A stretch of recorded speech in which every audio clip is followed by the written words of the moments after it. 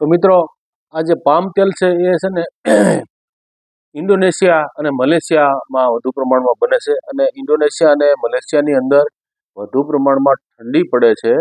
અને એ ઠંડી પડે છે એના માટે રક્ષણ મેળવવા માટે ઇન્ડોનેશિયા અને મલેશિયાના લોકો જે પામ તેલ છે એની બનાવટો બનાવી અને ભૂંડને ખવડાવે.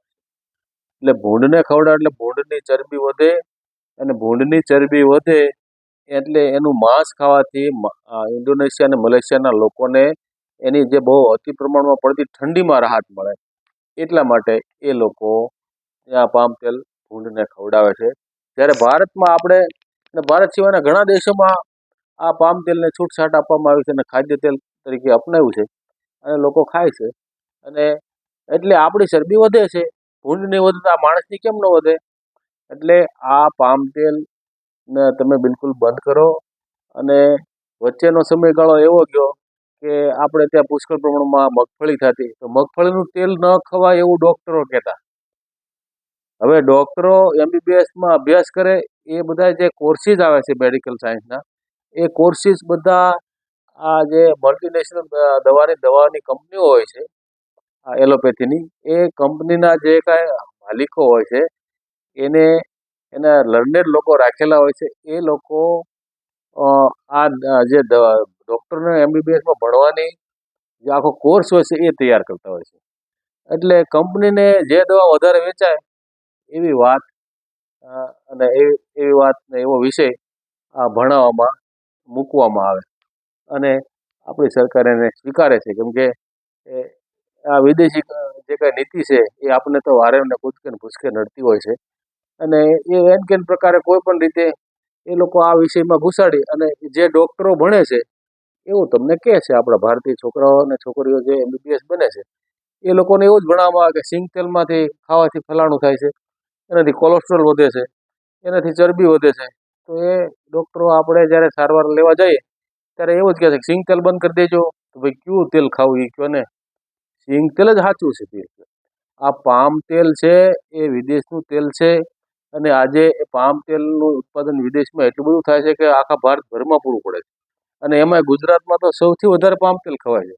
આ પામ તેલના વેપલામાં તો તેલિયા જે તેલ વેચે છે ને એ લોકો નિહાલ થઈ ગયા. કેમ કે એની સાથેની જે કાંઈ એમાંથી જે પણ પ્રકારનું તેલ બનાવવું એવું બને.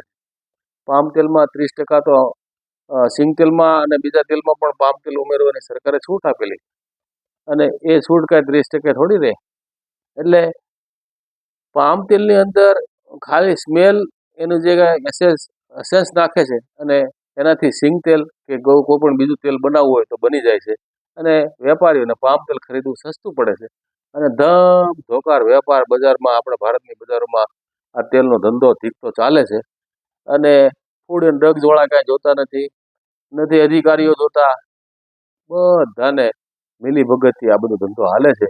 અને આ રીતે આ માણસના જીવનમાં, અને વિદેશ તમે જોજો, વિદેશોની અંદર આવી રીતનું ક્યાંય ચાલતું નથી.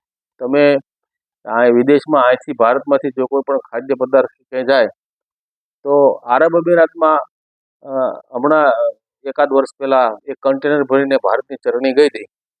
તો એ ચટણીનું બોર્ડર ઉપર જ એ લોકો ચેકિંગ કરાવે છે. ત્યાં જ એની લેબોરેટરીઓ સ્થાપેલી હોય છે. અને એ ચટણીની અંદર ઝેર વધુ પ્રમાણમાં આવતા એ કન્ટેનરના ભાડા સહિત જે તે વેપારીએ મોકલી હતી એની પાસેથી વસૂલવામાં આવ્યા. આવા નિયમો હશે તો માણસ જીવશે.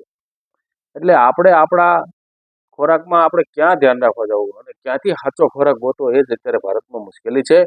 એટલે આપણું ભારતનું જે ફૂડ એન્ડ ડ્રગ્સ વિભાગ કંઈક કડક બને, કંઈક સરકાર કડક બને તો આ બધી આપણા સાચો ખોરાક મળે એમ છે. અમુક ખેડૂતો જે પ્રાકૃતિક કે સુભાષ પાલેકર કૃષિ કરે છે એ લોકો પાસેથી આપણે સારું અનાજ ને સારા ફળો ને સારા શાકભાજી મેળવી ઝેરમુક્ત લઈએ. અને સિંગ તેલ પણ એ લોકો, ઘણા લોકો સુભાષ પાલેકર કૃષિવાળા બનાવે છે, સારું વેચે છે, વિશ્વાસપાત્ર હોય છે. એવું સિંગ તેલ લઈ અને આપણે આપણા ભોજનમાં લઈએ તો આપણને થોડો ઘણો ફાયદો થાય એમ છે.